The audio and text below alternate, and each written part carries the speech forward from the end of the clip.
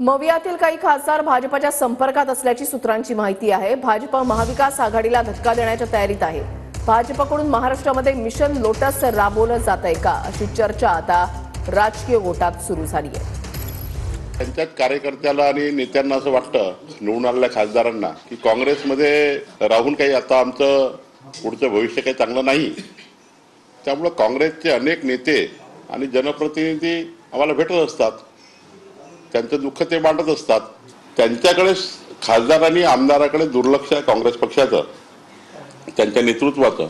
काही लोक अस्वस्थ आहे। ऑपरेशन लोटसची चर्चा असताना भाजपच्या प्रदेशाध्यक्षांचं हे वक्तव्य की त्यांचे खासदार त्यांना सोडून जातील। मी चंद्रशेखर बावनकुळेवर कुठलीच प्रतिक्रिया देत तुमचे खासदार तुमच्यासोबत राहणार की सत्तेसोबत जाणार? आमच्यासोबतच आहे।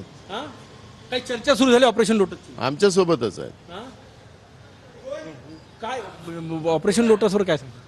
झालं, मी सांगितलं ना, आमच्यासोबत आमचे खासदार आहेत बस। बघा, भारतीय जनता पक्ष अशी कोणती ऑपरेशन करू शकतं? त्यांच्याकडे पैसे आहेत, त्यांच्याकडे यंत्रणा आहेत, दहशत निर्माण करून अशा प्रकारे माणसं फोडणं यापूर्वी फोडलेले आहेत। एकनाथ शिंदेसारखे किंवा अजित पवारांसारखे लोक का गेले पळून? भीतीपोटीच गेले ना। ते का ऑपरेशन लोटस होतो का? छे छे छे, ते ऑपरेशन डर होतं। पळून गेले घाबरून, भीती दाखवायची आणि पळवायचं।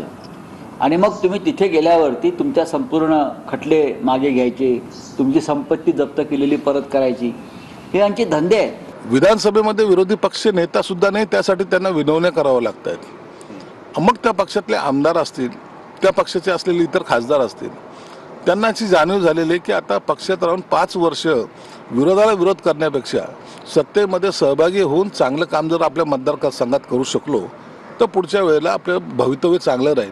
म्हणून अनेक जण आमच्याही संपर्कात आहेत, भाजपच्याही